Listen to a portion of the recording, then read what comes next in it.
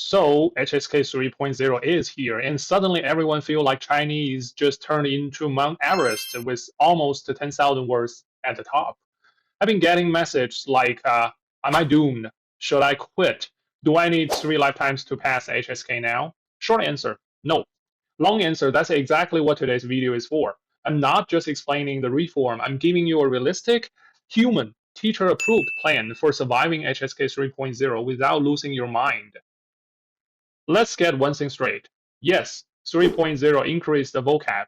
Yes, the top level looks terrifying. But no, this does not mean you need to memorize 10,000 words tomorrow or next year or maybe this life. Also, your old HSK certificate is still there. It's still valid. If you passed 2.0 just last month, you're still qualified. You did not wake up downgraded. Think of this like the mountain didn't get higher, they just changed the trail signs. Okay? It's like your gym changing treadmill speed labels overnight. You're still very fit. They just rename the numbers. Here is a clear, honest comparison between 2.0 and 3.0. There are better parts for the 3.0. They are more real-world Chinese, less random textbook language which you will never hear. And when you use that in China, everyone else you learn that from a disqualified teacher or old Chinese textbook. And there are more phrases people actually say. And also, the second thing is that they have a clearer level progression. The jump between levels feels smoother and more logical. And third, they have a better reflection of real proficiency. We want them to be a real test for our language skill that we can actually use when we need to speak it, not just a bunch of words you forgot the second you drop your pen after the test. So it does test the integrated skills, not just the vocab. But there are some problematic things. Now for the elephant in the room, the highest level requires nearly 10,000 words. Honestly, that's extreme. Even many native speakers, well, I would say all native speakers, don't actively use that many in their lifetime. So the HSK 7 to 9 is basically a professional academic track, maybe someone who searched the Oracle Bones meaning. Not a normal goal for most learners. It's like saying to finish yoga class, you must become a contortionist. Relax, that's not for everyone. So how you should actually study, that's a core part of this video. For level 1, the survival Chinese, which we can say 1, 2, 3, the 3 levels of the 2.0, if you're a beginner, your mission is not vocab torture. No, not at all. Your real goal is understand the basic conversations, speak simple Chinese confidently. Study like this, learn sentences, not isolated words. Listen more than you write. Speak more than you memorize. For example, don't just learn 吃, always learn or memorize 我吃面, I eat noodles, or 我昨天吃了面, I ate noodles yesterday. By remember or memorizing the simple short sentences, you learn the grammar pattern, you learn the speaking, you learn the listening, and also you learn the vocab. Okay, that's the real Chinese, and you learn the real Chinese. So if you're level 2, which means you're already HSK 4, 5, 6, this is where many serious learners live. Here, you focus on sentence patterns, common phrase, short paragraph writing, longer listening. But there is a big mistake students make. They think HSK equals to word list, which is not true at all. But actually, HSK equals to expressions plus comprehension. So instead of just memorizing, for example, 影响, influence, you learn it as a sentence. For example, 这件事对我有很大的影响. This event has a big influence on me. So you learn the 对 something 有影响, and you reviewed the some HSK 3 and 4 vocab, and also you learn a new word 影响. Okay?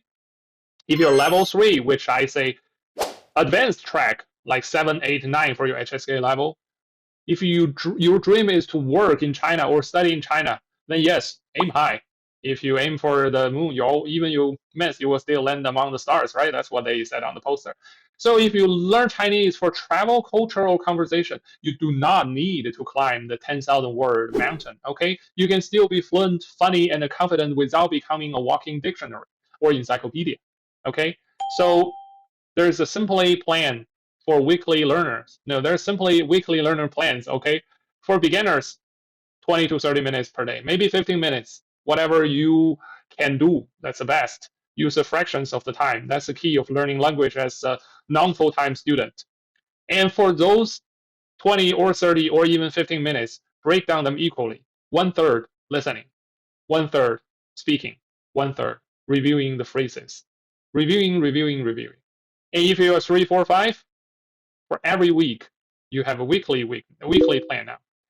2 short readings. When I say short readings, means reading that are less than 200 characters, maybe 250. Okay, 2 short readings and 1 short paragraph, and 2 listening practices.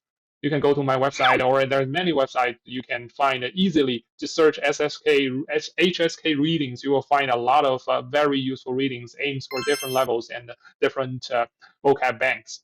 If you're 5 and 6, focus on essay structure, long dialogues. You can use any textbook like New Practical Chinese, Integrated Chinese. Just check their level 3, the volume 3 textbook, or you can just use the HSK Prep book.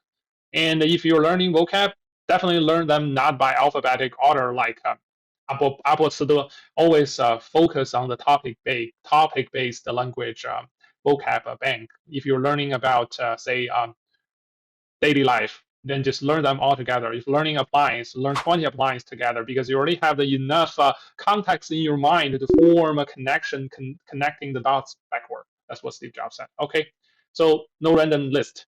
Learn based on theme. So you might be wondering one thing: what about the HSKK, the 口试, the speaking test? That deserves its own video. So quick review is HSK test. What do you understand? HSKK tests how you speak under pressure. Yes, speaking is pretty nervous when you are beginner learners. Even for me, I'm still nervous when I speak English. I still make tons of mistakes. But hey, I deliver the meaning. That's enough for now. We do what we can do. Okay. So in my next video, I will tell you whether the HSKK is actually worth your time or not. If you want to prepare for HSK 3.0 the smart way, not just memorizing the word list, I built a platform exactly for this.